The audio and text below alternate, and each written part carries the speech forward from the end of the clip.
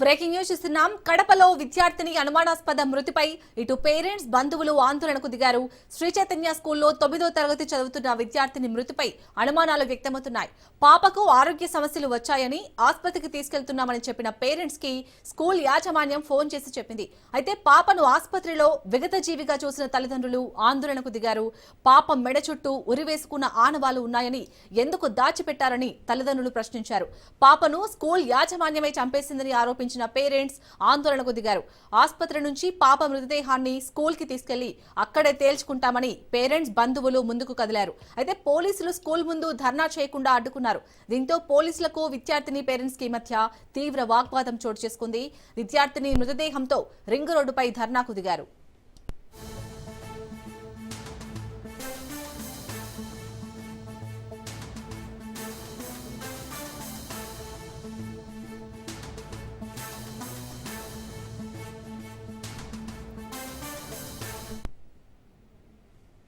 కడపలో విద్యార్థిని అనుమానాస్పద మృతిపై ఇటు పేరెంట్స్ బంధువులు ఆందోళనకు దిగారు.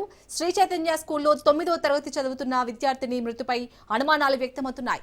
పాపకు ఆరోగ్య సమస్యలు వచ్చాయని ఆసుపత్రికి తీసుకెళ్తున్నామని చెప్పిన పేరెంట్స్ కి స్కూల్ యాజమాన్యం ఫోన్ చేసి చెప్పింది. అయితే పాపను ఆసుపత్రిలో విగతజీవిగా చూసిన తల్లిదండ్రులు ఆందోళనకు దిగారు. పాప మెడ చుట్టూ ఉరి వేసుకున్న ఆనవాలు ఉన్నాయని ఎందుకు దాచిపెట్టారని తల్లిదండ్రులు ప్రశ్నించారు. పాపను స్కూల్ యాజమాన్యమే చంపేసిందని ఆరోపించిన పేరెంట్స్ ఆందోళనకు దిగారు.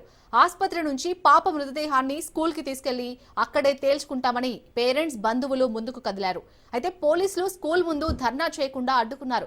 దీంతో పోలీసులకు విద్యార్థిని పేరెంట్స్ కి మధ్య తీవ్ర వాగ్వాదం చోటు చేసుకుంది. విద్యార్థిని మృతదేహంతో రింగ్ రోడ్డుపై ధర్నాకు దిగారు. రైట్ గా ఇదే అంశానికి సంబంధించి పూర్తి డీటెయిల్స్ మా ప్రతినిధి హుస్సేన్ అందిస్తారు. హుస్సేన్, అసలు ఈ విద్యార్థిని మృతి చెందడానికి కారణాలు ఏంటి? అటు విద్యార్థిని తల్లిదండ్రులు కానీ అలాగే కాలేజీ యాజమాన్యం ఏమంటుంది? Okay, thank you Shalini. Kadapa నగరంలో ఇవాళ పెద్ద ఎత్తున ఒక ఆందోళన కార్యక్రమం జరిగింది. దీనికి సంబంధించి వివరాలను మనం ఒక్కసారి కనుక విశ్లేషించుకుంటే, ఇక్కడ స్థానికంగా ఉంటున్నటువంటి శ్రీ చైతన్య కళాశాలలో జస్వంతి అనేటువంటి అమ్మాయి 9వ తరగతి చదువుతుంది. రాత్రి మిగతా అమ్మాయిలతో పాటు అందరితో కలిసి ఆ అమ్మాయి కూడా హాస్టల్లో ఉండటం జరిగింది. రాత్రి ఏం జరిగిందో ఏమో కానీ తెల్లవారుజామున అయ్యేసరికి ఆ అమ్మాయికి సంబంధించినటువంటి సమాచారము తల్లిదండ్రులకు స్కూల్ యాజమాన్యం పంపించడం జరిగింది. అమ్మాయికి ఆరోగ్య సమస్యలు సరిగ్గా లేవు, అందుకోసం మేము హాస్పిటల్ కు తీసుకెళ్తున్నామనేటువంటి కేవలము ఒకే ఒక్క సమాచారం మాత్రమే అక్కడికి తల్లిదండ్రులకు కళాశాల యాజమాన్యం చేరవేయడం జరిగింది. ఈ కళాశాల యాజమాన్యము చెప్పింది నమ్మలేనటువంటి పరిస్థితుల్లో ఉన్న తల్లిదండ్రులు నేరుగా హాస్పిటల్ కు వెళ్లారు. అయితే అప్పటికే కాలేజీ యాజమాన్యము ఈ జస్వంతి అనేటువంటి అమ్మాయిని స్థానికంగా ఉంటున్నటువంటి మురళీ మాధవ్ అనేటువంటి ప్రైవేటు ఆసుపత్రికి తరలించడం జరిగింది. అక్కడ ఆ అమ్మాయిని పరీక్షించినటువంటి డాక్టర్లు అప్పటికే ఆ అమ్మాయికి సంబంధించినటువంటి పల్స్ పడిపోవడము, విగత జీవిగా అంటే ప్రాణాలు పూర్తిగా కోల్పోయినట్టుగా కూడా అక్కడ ధృవీకరించారు. అక్కడికి చేరుకున్నటువంటి తల్లిదండ్రులు, ఇతర బంధువులు, విద్యార్థి సంఘాలు అదే హాస్పిటల్ వద్ద తీవ్రమైనటువంటి ఆందోళన వ్యక్తం చేశాయి. అయితే తల్లిదండ్రులు తొలిగా ఆ అమ్మాయి చనిపోయింది అనేటువంటి విషయం తెలుసుకున్నటువంటి విషయాన్ని తీవ్రంగా తెలుసుకున్నటువంటి తర్వాత స్పృహ కోల్పోయి అక్కడే కుప్పకూలినటువంటి పరిస్థితులు ఉన్నాయి.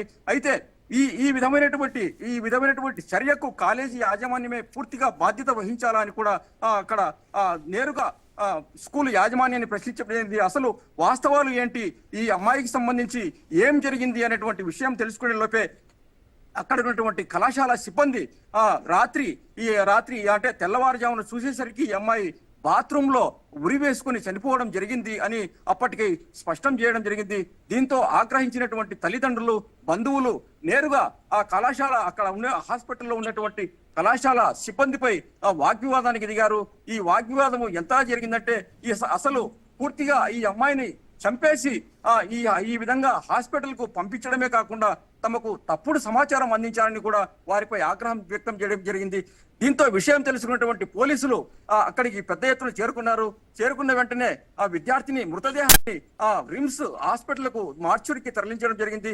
మార్చురిలో పోస్ట్ మార్టం అనంతరం అక్కడ తిరిగి పాఠశాలకు అంటే ఏదైతే చైతన్య కళాశాల ఉందో ఆ కళాశాల వద్దకు తీసుకెళ్లి ఆ అమ్మాయి డెడ్ బాడీతో సహా ఆందోళనకు దిగాలని కూడా తల్లిదండ్రులు ప్రయత్నించారు. దీంతో అక్కడ స్కూల్ యాజమాన్యానికి తర్వాత పోలీసులకు పెద్ద ఎత్తున వాగ్వివాదం చోటు చేసుకుంది.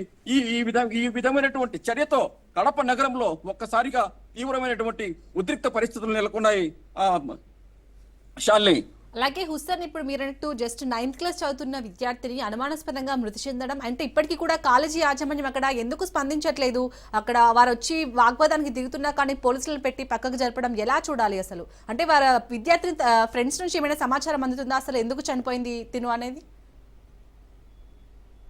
అంటే ఇందుకు సంబంధించి మనం ఒకసారి కనుక ఆ తల్లిదండ్రుల నుంచి కానీ బంధువుల నుంచి కానీ సమాచారం అందుకుంటే, ఈ జస్వంత్ అనేటువంటి అమ్మాయి ఆ మెరిట్ విద్యార్థి కావడంతోనే ఆ మెరిట్ విద్యార్థి, అలాగే ఆమెకు సంబంధించినటువంటి ఎలాంటి ఆర్థిక సమస్యలు లేవు, అలాగే ఇతర వ్యాపకాలు కూడా ఎలాంటి లేవు. ఫ్రెండ్స్ తో కూడా కొద్దిపాటిగా అంటే తన చదువు తన వ్యవహారం మాత్రమే చూసుకునేటువంటి జస్వంతి ఎందుకు అనవసరంగా ఉరి వేసుకుంటుంది, ఎందుకు చనిపోవాల్సి వచ్చింది అనేటువంటి అంశం పైన కూడా ఆరాధిస్తే వాళ్ళకు ఎటువంటి ఆ అమ్మాయికి సమస్యలు లేవు.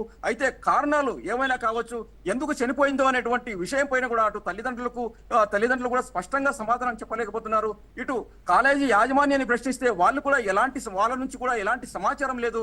అయితే ఈ అమ్మాయి మృతి విషయంలో ఏవో కొన్ని విషయాలను మాత్రం కాలేజీ యాజమాన్యం పూర్తిగా దాచిపెడుతుందనేటువంటి ఉద్దేశము మనకు కనబడుతుంది. ఎందుకంటే అసలు మృతి అంటే ఉరి వేసుకున్న వెంటనే అంటే తెల్లవారుజామున ఉరి వేసుకునేటువంటి మరుక్షణంలోనే ఆ అమ్మాయి అక్కడే విగతజీవిగా పడిపోయినటువంటి విషయం తెలుసు.